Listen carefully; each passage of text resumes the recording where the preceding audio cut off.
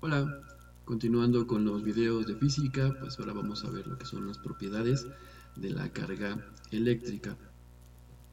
Y bueno, durante mucho tiempo hemos observado, ¿no? Hemos visto eh, fenómenos eléctricos. Y con los fenómenos eléctricos, en primer lugar, lo primero que vemos prácticamente es los rayos, ¿no? Que se ven en el cielo.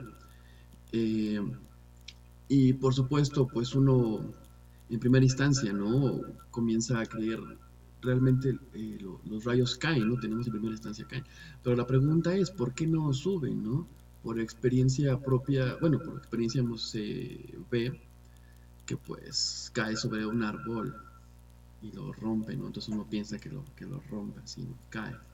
O cae sobre algún animal del campo y lo quema por completo, ¿no? O incluso desafortunadamente han caído sobre personas. Es muy común que en época moderna, por ejemplo, en partidos de fútbol, donde está muy, muy, muy, muy llano el piso, pues le caen a algunos jugadores, ¿no? Y algunas personas, o sea, hay testimonios de que ha sucedido, ¿no? Y pues justamente eso en un principio se creía que era fuego, fuego divino, por decirlo así, ¿no? Pero pues después en la vida cotidiana, alguna vez han frotado alguna tela cuando están ustedes durmiendo, frotan a lo mejor el cobertor e incluso ahí, ¿no? En la oscuridad se alcanzan a ver unos pequeños rayitos muy parecidos a los rayos eléctricos en una tormenta, sin embargo, pues no son con tanta intensidad, ¿no? Entonces uno se da cuenta, aparte, que pues, los vellitos son atraídos, ¿no? Son atraídos hacia esa pequeña luz, por decirlo así. Bueno, pues estos se les llamaron fenómenos eléctricos, ¿no? Y estos fenómenos eléctricos pues han sucedido durante mucho, mucho, mucho, mucho tiempo. Por ejemplo, en la vida cotidiana, por ejemplo, en vida cotidiana, en algunos lugares venden unas esferas que se llaman esferas de plasma, ¿no? Que justamente se ve muy parecido a eso, ¿no? Hay un núcleo acá y se ve que hay unos rayos que tocan, ¿no? La superficie del vidrio y están en contacto. Entonces, justamente, ¿no? Podemos responder con la teoría eléctrica de física justamente esos fenómenos, ¿no? Los podemos ir a la antigüedad, ¿no? ¿Cuántas veces a lo mejor en niveles previos de educación no hicieron el experimento de que se están peinando y con ese mismo peine pueden levantar pedacitos de papel, ¿no? Entonces, y por supuesto, esos fenómenos tan simples y digamos de cierta manera burdos y toscos, cómo es que esos fenómenos pueden convertirse, ¿no? Al final en la creación de un celular, en la creación de una computadora, en la creación de un automóvil, ¿no? Y todos esos fenómenos aparentemente pequeños terminan en avances tecnológicos bastante grandes, ¿no? Así que vamos a ver un poquito, dejamos esta pregunta al aire. A lo mejor siempre hemos estado pensando, ¿no? Que los rayos caen, ¿no? Pero ¿qué tal si suben, ¿no? ¿Qué tal si suben los rayos, ¿no? En realidad, ¿no? Entonces vamos a dejar esta pregunta al aire y a ver si más adelante, conforme vayamos avanzando en el curso, pues podemos responder esta pregunta de los rayos, ¿no? ¿Qué son? ¿De qué están hechos? ¿No? Mencionamos aquí, por ejemplo, la carga eléctrica, pero vamos a ver qué es la carga eléctrica y ahora está compuesto de los rayos por eso, ¿no? Bueno, hace mucho tiempo se hicieron algunos experimentos y donde, les repito, ¿no? Se dieron cuenta de que al frotar objetos podían obtener carga eléctrica. Hace muchísimos años, tales de Mileto, con piedras que se encontraba de ámbar. ¿Qué es el ámbar? Algunos árboles de pino principalmente, no recuerdo aquí la especie, es como que les escurre una especie como de líquido, ¿no? Este líquido con el tiempo se solidifica. Entonces en algunas ocasiones bajaba mucho y se almacenaba en la parte del piso. Entonces si recuerdan alguna vez la película, por ejemplo, de Jurassic Park, ¿no? Parte de eso, ¿no? De que algunos insectos se han logrado encontrar atrapados justamente en esa resina que se le llama ámbar. Bueno, Tales de Mileto no estaba haciendo las investigaciones de lo que encontraba atrapado ahí. Sin embargo, encontró la piedrita de ámbar, material transparente, ligeramente amarillo. Se lo lleva y pues en la ropa que lo llevaba se dio cuenta que tenía, como que le producía jalones, ¿no? Como que unos toquecitos. Entonces se dio cuenta que al frotarlo pues podía atraer objetos, ¿no? Entonces ahí Tales de Mileto se dio cuenta de los fenómenos eléctricos, ¿no? Y ya se percató que existían ese tipo de fuerzas en la antigüedad. También en la época de los griegos, me parece que en la parte de Magnesia, creo que se llama así, encontraron algún material ahí que le llamaron magnetita.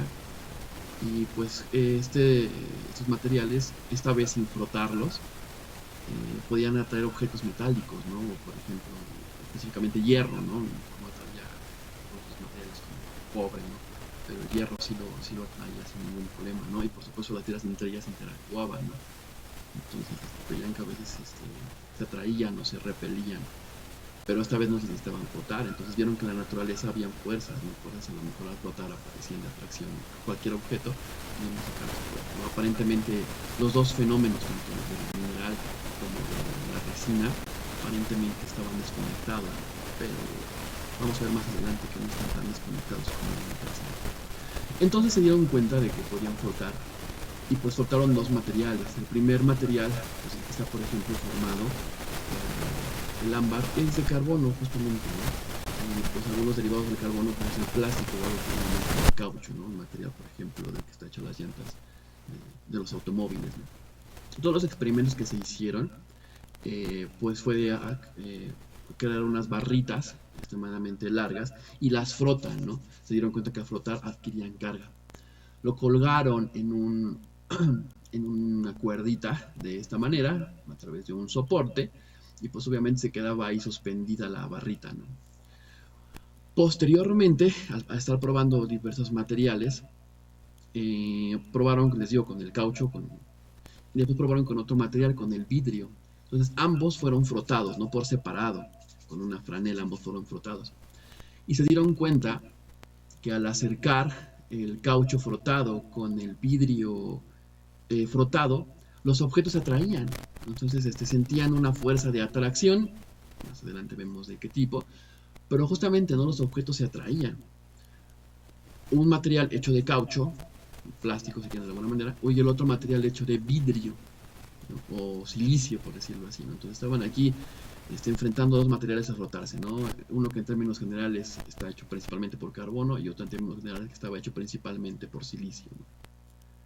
Bueno, hicieron más experimentos y ahora acercaron dos barras de caucho frotadas, ¿no? Y se dieron cuenta que a diferencia de la barra de vidrio, con la barra de caucho, pues era repelido, era una fuerza de repulsión. Sí existía una fuerza, pero en lugar de intentar atraerse, como en el caso del caucho y del vidrio, en el caso de caucho con caucho, pues se alejaban, se repelían, ¿no? Entonces hicieron un experimento más y lo que hicieron fue colgar dos barras de vidrio, las forraron y se dieron cuenta que el vidrio también se repelía. Entonces, cuando eran del mismo material de vidrio se repelían, cuando era el mismo material de caucho se repelían. Pero si ponían a interactuar caucho y vidrio, estos se atraían. Y esto pues dio mucha información al respecto. La información que nos daba es que se obtenían, ¿no? Al parecer había dos tipos de carga, ¿no? Bueno, más adelante pues tuvieron que definir, ¿no? Poner ahí una definición y pues decir que estos experimentos ponían de manifiesto que existían dos tipos de carga, ¿no? Pues al frotar objetos se les tuvo que poner el nombre. Y bueno, Benjamin Franklin pues es quien las bautiza y él las bautiza como cargas positivas y negativas. La razón no lo hay, simplemente utilizó el término. Él decía entonces que al frotar una barra de vidrio, lo que hacía es arrancar carga negativa con la franela y se quedaba cargado el vidrio positivamente, ¿no? En caso contrario, cuando frotaban, por ejemplo, el caucho, al flotarlo lo que hacían era adherir carga negativa al caucho, ¿no? Entonces, mientras que la franela le arrancaba carga negativa, ojo, soy muy cuidadoso no decir partículas, ¿no? Le arrancaba carga negativa al vidrio, en el caucho le agregaba carga negativa. Entonces, pues le llamó carga negativa a la que se obtenía al frotar el caucho y le llamó carga positiva a la que se obtenía al frotar vidrio. Ojo, estos son por cuestiones de convenciones, pero la historia pudo haber sido al revés. Pudo haber sido negativo lo que se obtenía al frotar el vidrio y pudo haber sido positivo lo que se obtenía al frotar el caucho. ¿Ok? Simplemente es por cuestiones de...